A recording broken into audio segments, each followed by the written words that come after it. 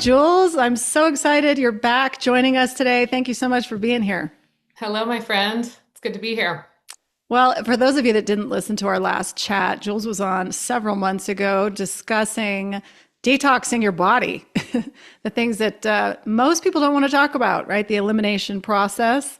We're so focused on what we're shoving into the mouth and the supplements and all the stuff we think we need, and nobody's talking about is it coming out. So if you haven't listened to that show, go back and listen to it. It's really helpful, and it might be very helpful for what we're going to discuss today, which is indulging wisely during the holiday mayhem. So, Jules, can we indulge this holiday season? Well, we will regardless. There's Exactly. a study that says, we're recording this right before Halloween, and there's a study in the New England Journal of Medicine that says that most people in the US are at their lowest weight right now, and we just spend basically the next 6 weeks gaining that weight. And then come January, we'll spend the next 6 months trying to lose those holiday pounds that we put on. So yes, I think we can indulge, but we want to indulge wisely for sure. That's so funny you say that because I used to work in like health clubs when I was younger. And the amount of people that come flooding into the gym on January 2nd is astonishing. And I always watch it'd be about a 30-day, like crazy, it's packed, and then it starts to trickle off. Very few people make it a consistent thing in their life. So, Yeah, and the intention is there, yeah. like I think that's, we're all super conditioned in certain regard that January 1st we're going to start fresh and it's going to be different this year. And I mean, from owning the yoga studio, it was like a lot of the regulars, it's kind of like, the people who don't go to church except on Christmas, the regulars are just like, all right, yeah, we're going to make room for you, but we know like my parking spot will be back, in a few weeks. I'll get my parking spot back. Right. When you were on last time, you said something that was interesting to me. You said you remember as a small child having, I think it was Thanksgiving, and say if I think it was that holiday, but Thanksgiving's an interesting thing here in America because it's one day, it's one meal, and it's like tons of food, right? And we go crazy. And you mentioned that you would be like on the floor, right? Under the table, like in pain, like hurting because your stomach was so full, right? Isn't that what you said? Well, yeah. So I always think about like where did my journey and my interest into the food world start? And I always think about being probably, I mean, I had to have been under the age of 16. So I want to say maybe I was 12, and it was after Thanksgiving dinner. And I literally fell asleep underneath the table. And when I woke up, I it was like I had blacked out. I mean, obviously I didn't black out, but it was like I was in such a food coma that I fell off the chair and fell asleep underneath the table. And I woke up thinking, why do we do that? I know. Why do we eat and then feel so tired? I mean, obviously I had completely carb loaded, I everything was, meat, dairy, sugar laden, and I love carbs. I mean, I was like stuffing, stovetop stuffing to the max. And so without a doubt, I was in a food coma, but I just remember thinking like, that's weird. Like, shouldn't food give you energy? And it was like really that early on where I was scratching my head going, that's a weird tradition. Why do we want to eat until we feel sick? Why we want to eat to feel good? We want to eat for energy and clarity and vibrancy. And, you know, that was with me way back then. Yeah. Well, it's like, yeah, why am I eating to black out on the floor? Yeah, exactly. Well, and I Oh, think that actually is a really good point. And, one of the ways to stay healthy through the holidays is to stay aware, to stay mindful and not black out, not sit down and be hypnotized by all the food, but to really go in with, intention and, maybe the intention of staying present, the intention of not just going into the routine, which is like, how much can I eat, Right. over the course of the next 40 minutes? Well, what is this notion of like it's a contest? I mean, I've been around people where it's like, look at how much I can eat. I'm still eating. It's like Yeah. these, it's kind of disgusting. I'm like, why are we going to that extreme? I mean, I love food. I love to celebrate. The holidays are a great time of year. I just think it's so much fun. But how do we do it, wisely, like you're saying, enjoy these things. And the food combining might be a big reason why we're so exhausted, right? Because there's so many different options that the digestive system just goes, whoa, you know? Right. Well, absolutely. And again, you mix the starches and the protein, but I think more than anything, it's like it's quantity, we Mhm. just like it's sort of this level of gluttony where people say like, if this is the day and I'm going to go all out. And then what happens is, you have a little bit of sugar or a lot of sugar, say in the form of, it starts with Halloween candy and then, that sticks around and all of a sudden you're having a couple candy bars here and there and all of a sudden it's Thanksgiving and then it's pies and the more sugar you eat, the more you want it. It is super addictive and it just makes you Mhm. want more and more and more. So I think that, it's not, it turns into not just being one day of celebration, it turns into being, 2 months. And Oh, it's yeah. or yeah, I mean, well, so we're talking about like November to December. Yeah, it's like two full months. Yeah, it's a lot. And it's funny. I think a very good motivation for me, anyway, is when I walk into like Costco or Sam's and see that a bag of candy for Halloween is now like 25 or $30. And I'm like, nope, not doing that anymore. That's motivation. This stuff is way too expensive. So that's a motivation to say, I'm going Are to. you the household that hands out pencils for Halloween? Well, because we still have, well, my teenagers still want to go, trick or treating. I'm like, so we still pass out stuff, but no, I don't like the holiday at all. Yeah, I know. It's tricky. It's one of those things that, yes, the kids want to go out. They Mhm. come home with a pillowcase full of candy and they like to spread it out and look at it and just they admire it. And it's just like it's again, it's hypnotizing. And they Oh just yeah. the look and seeing all those different colors, it's like it's giving them that dopamine hit just looking at it, Oh, right? And so it is a battle to be sure. it is. And it's a good marketing. I mean, they make those Yeah. things look very enticing. Hmm. And the other thing about eating like that, as we talk about the holidays, when you start shoving in the sugar, I notice this. Everybody gets sick. Everybody Yeah, starts getting sick. The colds start happening. I mean, it's instantaneous after Halloween. I've noticed, at least through my house and the kids over the years. absolutely. Yeah, because all that sugar, it's contributing to inflammation. It's messing up the gut microbiome. It lowers our immune defenses. So, yeah, it's no wonder that we go from Halloween to Thanksgiving to, Christmas and Hanukkah and New Year's where, we're still celebrating, we're drinking more alcohol to then flu season, Yeah. right? It's like, well, hang on a second. Oh, yeah. It's really interesting. And obviously, food can have, foodborne illness is a thing, Well, that too. Yeah, Yeah. there's that. So maybe you can help right now just talk about as Thanksgiving is approaching. What are some like great healthy tips, like for people that are really health conscious? Let's say you're somebody listening who you just want to stay as healthy as you can through the holidays, but you still want to enjoy it and have fun with your family and friends. Jules, what can we do in terms of like, how do you recommend we put food on that plate? Or, do you bring something to that party that you can eat? What kind of things do you recommend?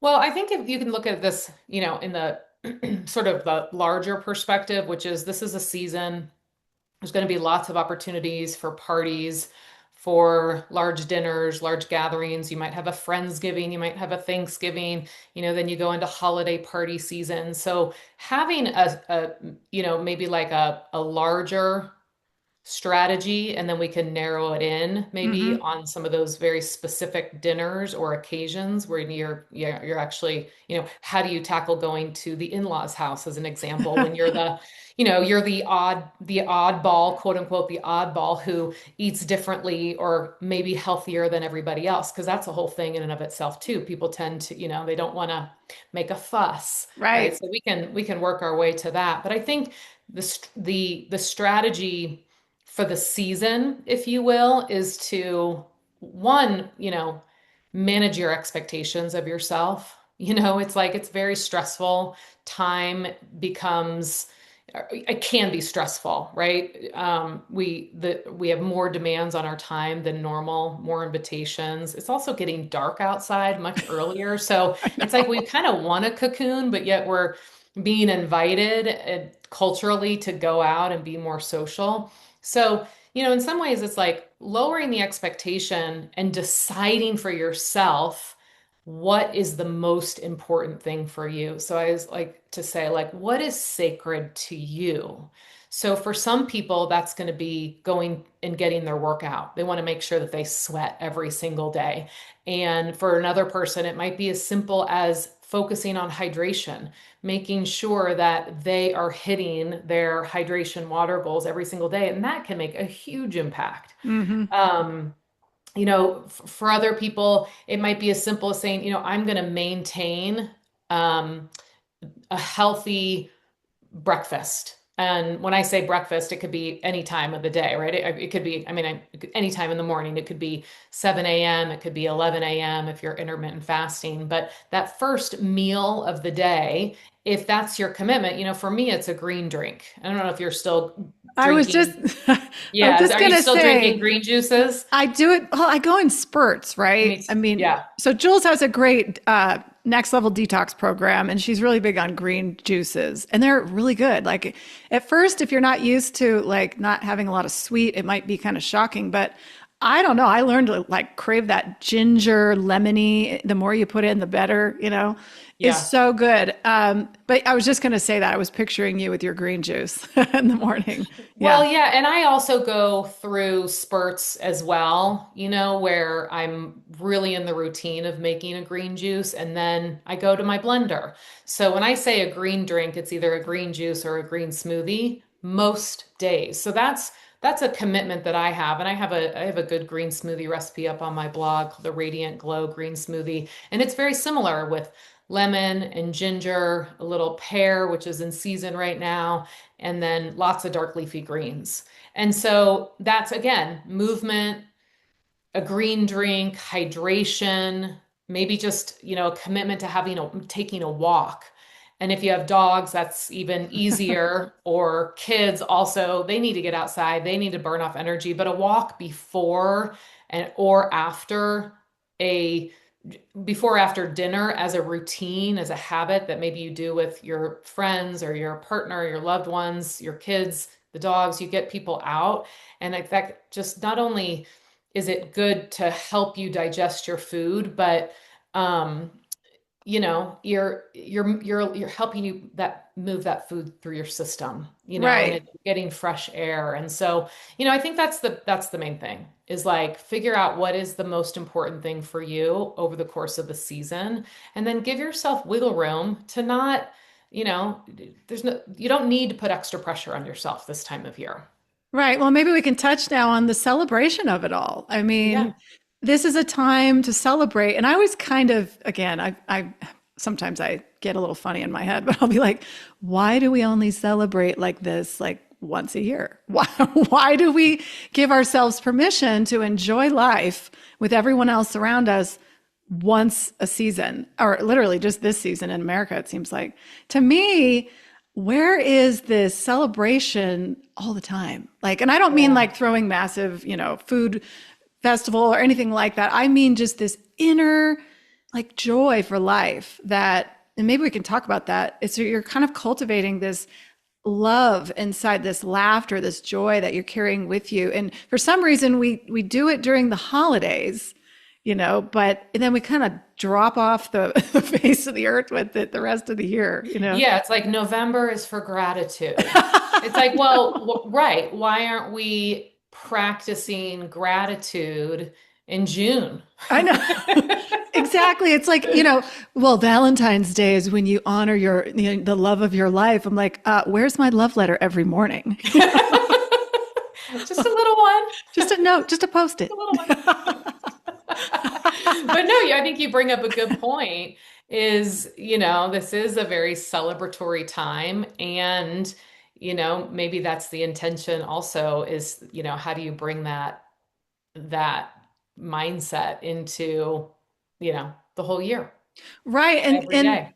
Is there evidence that if I'm eating this joyous meal with my friends and family and I have a lightness to it, I'm not holding on, I'm not judging what's going in my mouth, and we can talk about this in a minute, but is there some evidence that actually helps me digest my food? I feel free. When I feel freedom of thought and mind, does that equate in the body? I think so. And I think that, I would encourage listeners to do an experiment for themselves. If everything is energy, which, Yeah. quantum physics is, quantum physicists, agree that everything is energy at some level, and that when you're feeling a certain way, you're thinking a certain way, and when you're thinking and feeling a certain way, your body behaves a certain way, right? So if you are flooded with hormones of stress, what does cortisol do to your digestive system? Mm-hmm.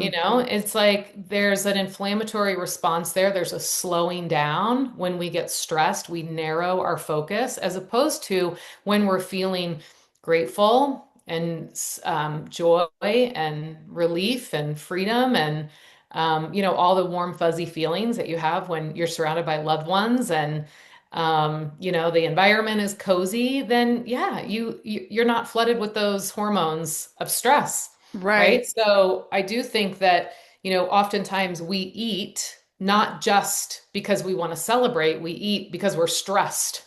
Yeah. We eat because we're anxious. And the way that you consume a meal and the environment of your physical body and the way that it goes into your body, I think has an effect on how that food is received and digested and assimilated.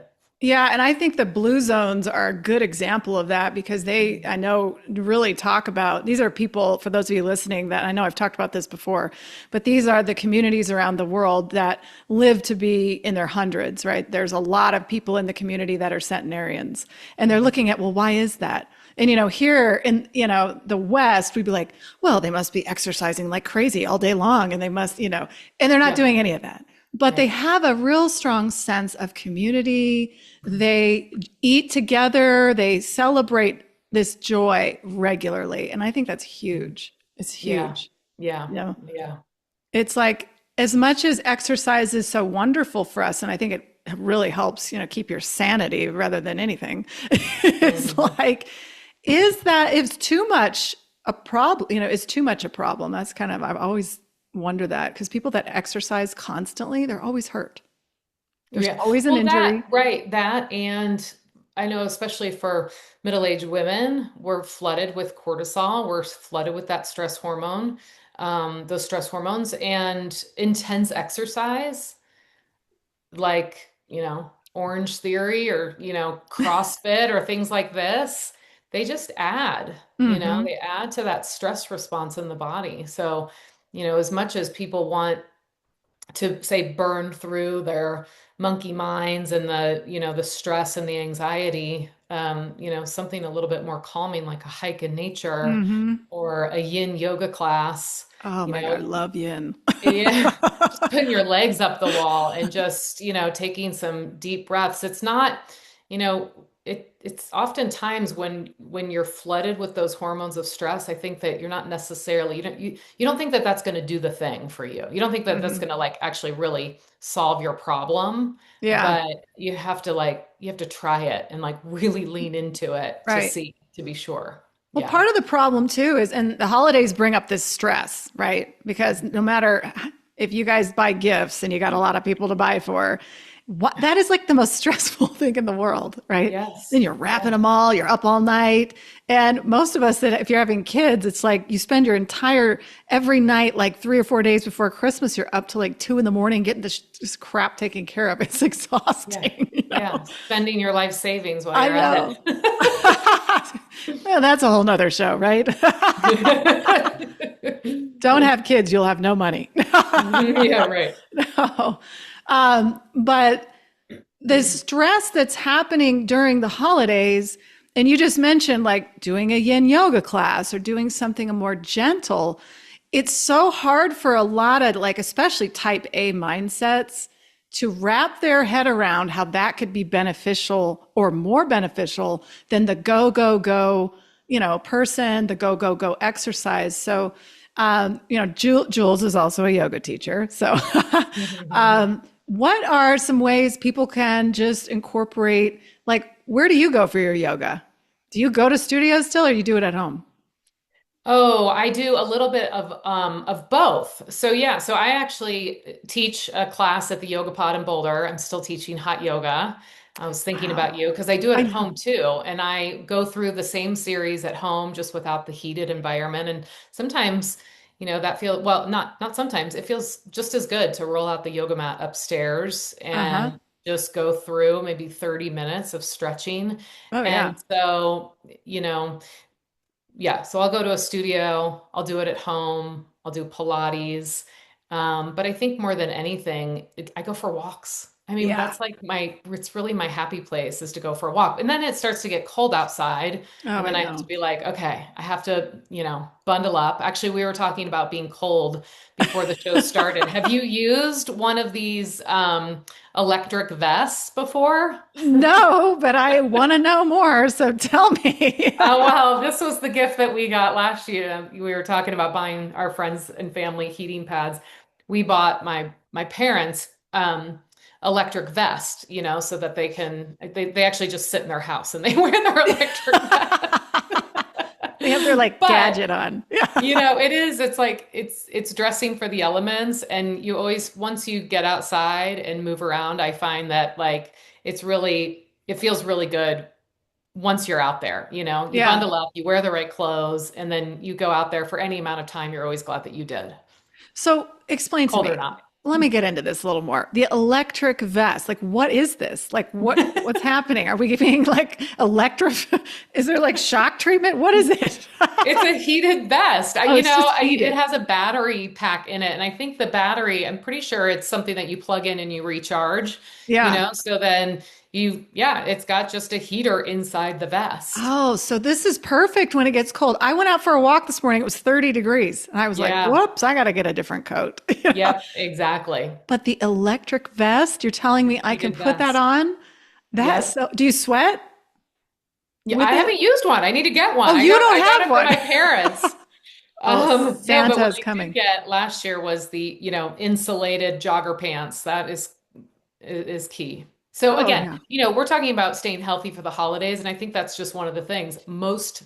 A lot of your listeners, it's going to be cold outside, Yeah. and there's aversion. We don't want to be uncomfortable, right? So No. dress appropriately, dress in layers, get the right gear, and then, kind of force Oh, yourself to get out there. You're always better. You always feel better once you do. 100%. And I don't know about you, but I can bundle up and go walking and I'm sweating Yeah. underneath. Like I get home and I'm drenched. I'm like, oh my God, I'm such a pig.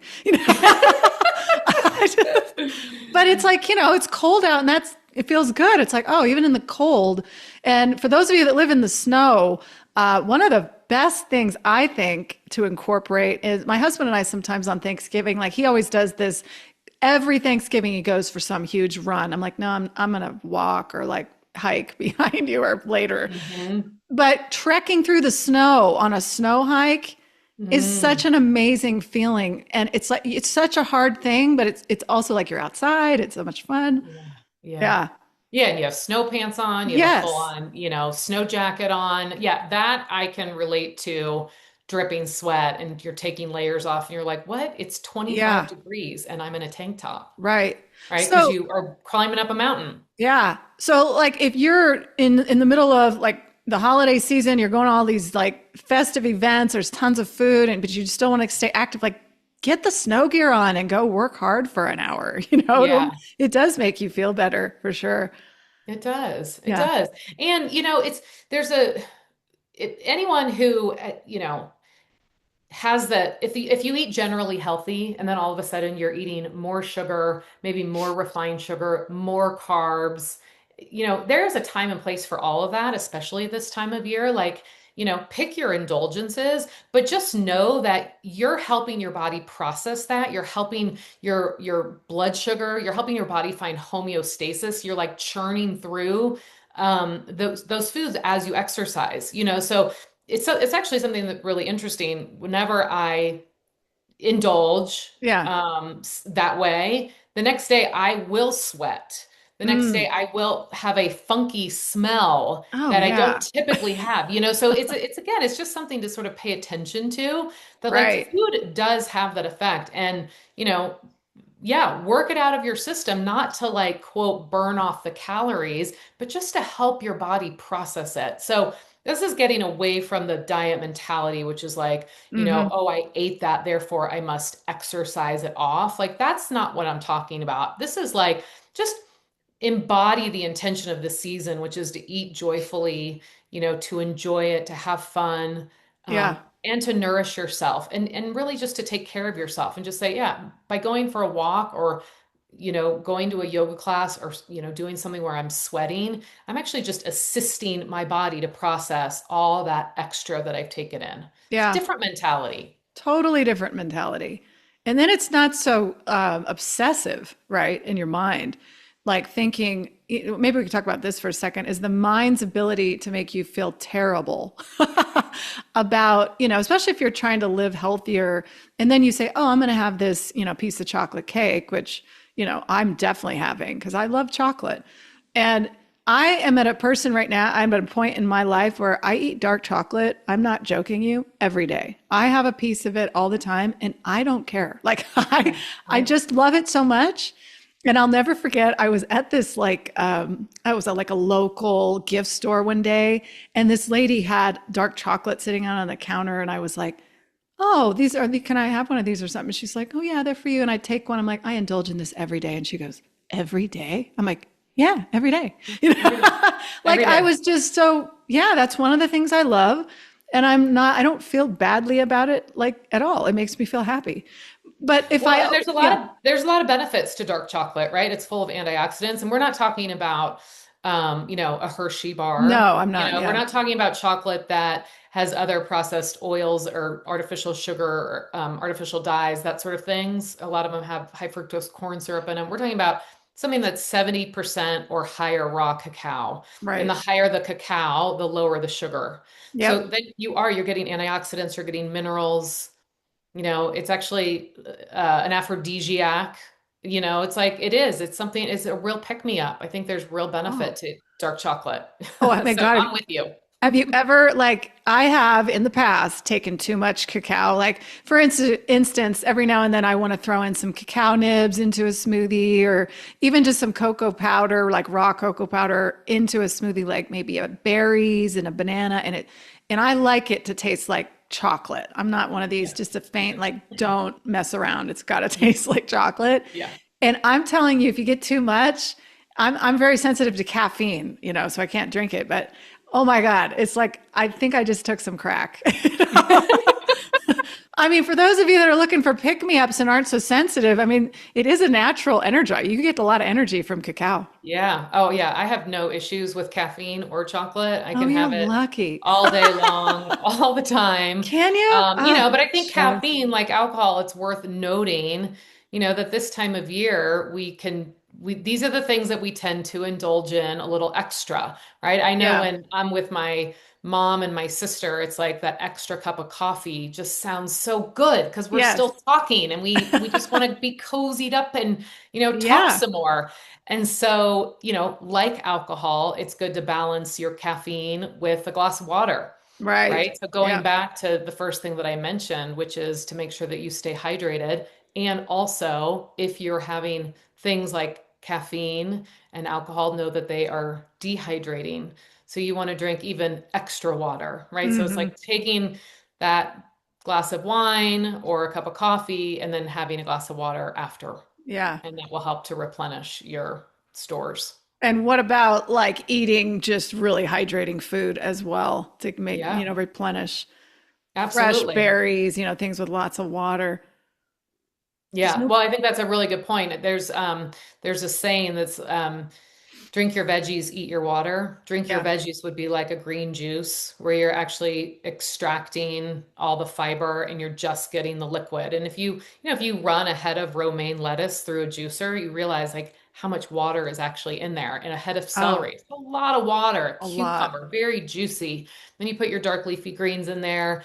And then to eat your water is just what you said. Think about juicy vegetables and fruits that have high water content. So, Oh, things like oh watermelon, my gosh. obviously tomatoes, cucumbers, radishes, and then you can still, this time of year, I think people want more cooked foods and you can still cook your veggies. You can, Yeah. steam or saute and put those over a green leafy salad. So it takes like maybe a cold water rich containing salad, but then put something warm on top of it to make it a Hmm. little bit more earthy and grounding for this time of year Right. is a good way to, again, still get the dark leafy greens in, to eat your water, but also have something that's warm and nourishing. Right. And it's like a huge broom for your digestive tract, right? I mean, then Right. you're working to eliminate everything that you're putting in during this time of year, Yep. which That's is right. huge. It needs to come out,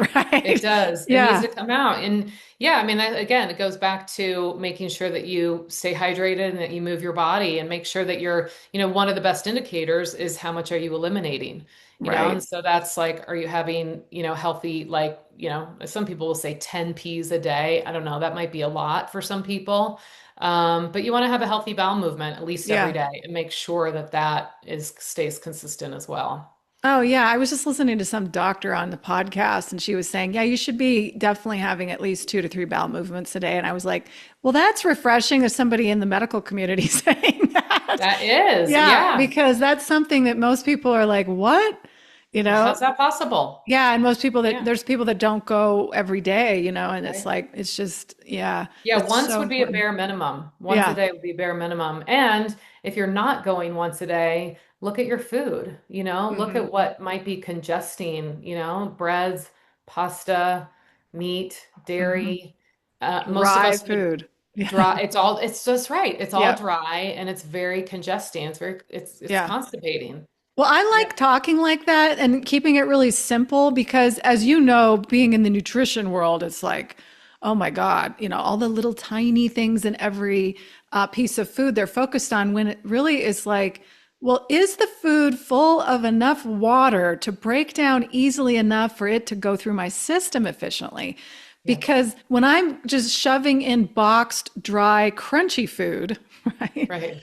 That's hard on the system, Yeah. And then Yeah. you wonder why, when you're eating like a bunch of pretzels or popcorn, you're just slugging the water Right. because Right. you're so thirsty. Your body's going, I need water here. Yeah, so more junk food, also more meat. Yeah. Like people who eat a lot of meat, I find are even extra thirsty. Yeah. And that's because it's dry It's and it's dry. hard for your body to process it all. And, I don't have any opinion about like whether you eat meat or not. Some people who eat beans and a lot of grains, they have a similar issue. It's too Yep. hard on their digestive system, Yeah. right? So it's all about finding the food that works best for you. And how do you know how a food, if a food works best for you? Well, you have to pay attention to your body. You have to Hmm. listen.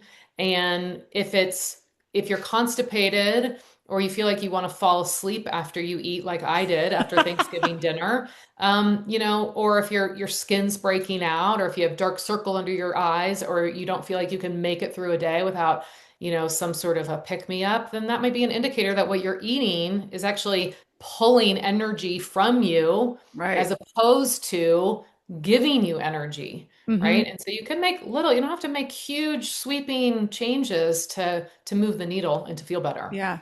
Little So, adjustments can make a big yeah. difference. Well, you're saying something that is bringing me to this conversation about fasting because you said giving you vibrance, right? And Hmm. giving you energy. So I myself, and I know Jules has done a lot of fasting over the years. But the things that I've discovered, and you can share your personal experience with this, but the more you clean out your body, okay, and the more you start, getting to like cleaner foods, or I've discovered that when I bring back other foods, I notice instantly, like it's an instant hit. The body goes, uh-oh, like I don't like that. As opposed to when you're eating it all the time, you don't notice it as much.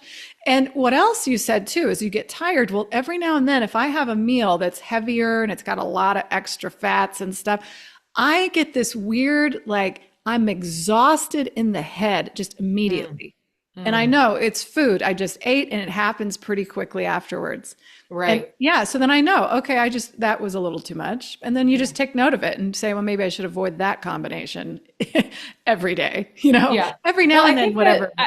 I think the number that's always cited is that 80% of your body's energy, your internal processes, 80% of that energy goes to digestion when you eat, say, a standard American meal. And I'm always like thinking, well, how can I eat in a way that maybe only 70 or 60% of my energy goes to digestion? Like, can I eat in a way that frees up some of that energy so that it doesn't drain from my brain? Yeah, right. Because that's what you need it for. Yeah. Yeah, exactly. Yeah. Well, and when you eat, I've found this, when I eat less, because for the last few years, have really done a lot of intermittent fasting where I have now become accustomed to really not eating until around noon, And when I was younger, I mean, I had to have food immediately in the morning. That was just, and most people do, like I was starving. And what is it when you eat a heavy meal? Like, let's say you eat a Thanksgiving meal and it's so much food, and then you wake up starving. Right. That is so bizarre to me that I would do that. I would wake up hungry. But when you're practicing intermittent fasting, which is saying, okay, like after 8 o'clock or whatever at night, I'm not going to put any more food into the system.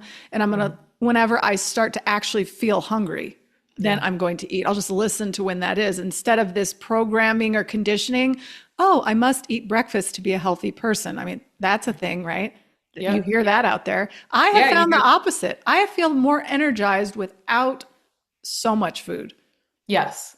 And I would generally agree with that. And everybody's different. Yeah. Right. So again, it kind of goes back to where someone is in terms of their blood sugar. Is their body working overtime to balance blood sugar and to maintain a homeostasis? Like when you eat so much, it sends your blood sugar completely out of whack. And so what you're doing is you're switching on hormones, and those hormones are signaling, to the body that say, feed me, I need balance, feed me.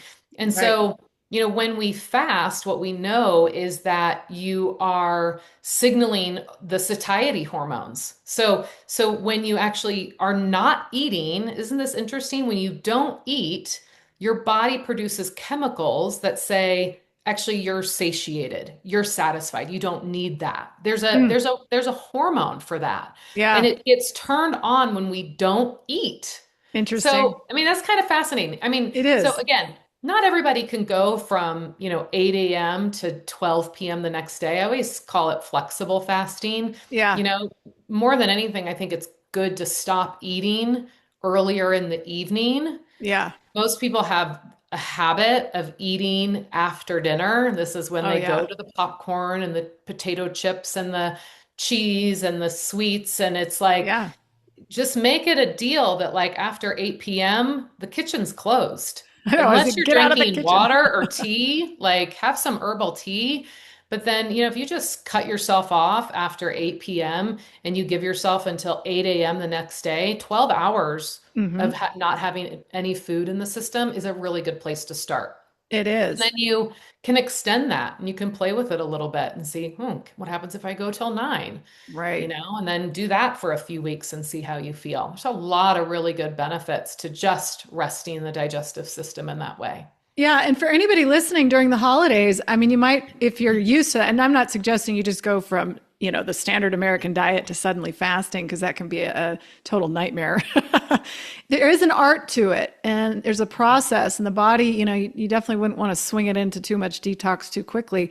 But I'm planning in the holiday to enjoy my holiday, but because I am used to doing intermittent fasting, the holidays aren't that overwhelming to me because what I notice then is when I start eating too much, I feel it immediately. Like my system is like, okay, stop. And I don't Yeah. like to feel bad anymore. I'm just at that point where I'm not going to go there. So maybe you can touch on real quick, like, how do you overpower your mind? Because I think a lot of people want to say, oh, my body's craving it. But I'm like, no, my body is full. My mind's going nuts saying, I want more of that cake. Yeah. It's interesting. I was thinking about this yesterday. I've always, really leaned into the word that like I want to help people feel good. And I think there's something slippery about wanting first of all, but then Yeah. wanting to feel good Yeah. because, like back in the day, I drank Mountain Dew by the liter. I lived next in college. I lived right next door to the Quick Shop or whatever it was, and we just drank Mountain Dew out of the tap like all day long, Yeah. and a pack of cigarettes, right? So Hmm. like I would feel good having those things, right? Yeah. So that felt good to me, but that Yeah. wasn't good for me, right? So like Right. there's, people will think like, well, yeah, I feel good when I have a glass of wine, or I Yeah. feel even better when That's I have me. two or three. Now I feel amazing. Wow, I feel amazing. Right? So it's this like really thinking like, is it good that we're after, or do we want to feel well, or do we want to feel like healthy? Right. And so I forgot what your question was, but I was going to dovetail into it. I think it was about it was about the What holidays. it was. What did I ask you? Like, oh, the mind. Like how the mind, is it the mind that's craving or is it the body? And I'm convinced it's up in the head. Right. I'm not sure the body needs too much. It's like all in the head. Just Well, give right. me, you get an image. Like my mom and I talk about this a lot. She'll be like, I get like a thought about getting some chips, if they're in the pantry or a piece of a cookie. And she's like, I cannot stop thinking about it until I go eat Yeah. it. Yeah. It's that Yeah. So obsession. yeah, right. So whether the thought creates the feeling or the feeling Hmm. creates the thought, I think it's a chicken or an egg thing, like Yeah. depending on who you talk to. Right. But what she's doing and what you're talking about is just becoming aware. And it's Yeah. not just becoming aware, it's like huge. It's shining a light. Is it because sometimes people can feel sad or lonely or bored or depressed or hungry for something. And they're not Hmm. actually hungry for chips. They're hungry for fulfillment. They're Yeah. hungry for purpose. They're Hmm. hungry for inspiration. And Yeah. yet their body says, I'm hungry. And so their mind is like, well, chips. The saltier and crunchier, the better. Yeah, Yeah. right. So that will fulfill a need, a craving, a hunger for something. But if you start to look at it and go, well, actually, wait, what am I actually hungry for? What am I actually craving? That's a simple question to help you bring more awareness. And I think Totally. that's what we're talking about here. And just healthy indulgence in the holidays starts with that. Just having the intention that you're going to stay aware and Yeah. become more aware around food and notice where you go on autopilot. Oh, So many yeah. people, I think, on holidays, we go on autopilot because you're like, well, this is what we have. We Yeah. have brie, we have this appetizer, and Yeah. I eat it until I'm sick. Yeah. Exactly. It's a very traditional thing for a lot of people too. Like I know my own father, he's always like, I swear to God, he's going back to when he was a child and talking about all the food that they ate when they were kids. And I'm like, wow, that's like, I'm like the anti-traditional person. So I'm always the one that's like, what can we do differently this year? Let's bring something new to the table, like Yeah. let's spice it up. So Well, and so, I think that's who you are through and through, Lindsay. And I think a lot of people, they don't want to be the oddball at their yeah. in-laws or with their family. And so, some people get into a healthier lifestyle or a more clean eating lifestyle because they have to. And now Hmm. all of a sudden they have to be gluten-free Yeah. because that's what their doctor has told them that you Right. need to try this elimination diet and you need to eliminate, gluten or Yeah. dairy or whatever it is, Yeah.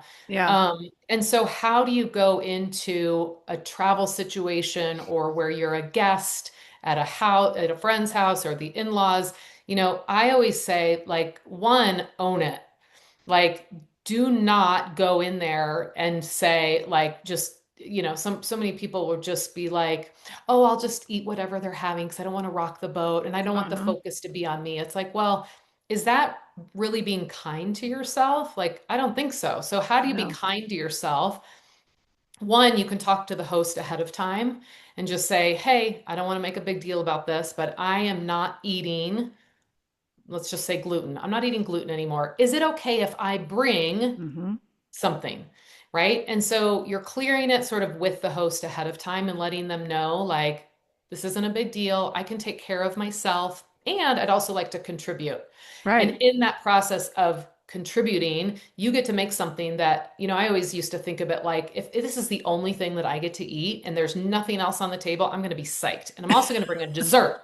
So I'm going to bring this like gorgeous, kale salad with roasted Brussels sprouts and my homemade maple syrup dressing. Yes. And then I'm going to bring this awesome dessert. And if I don't have anything else, I'm okay with it because I have my two favorite things that I'm Yeah. bringing.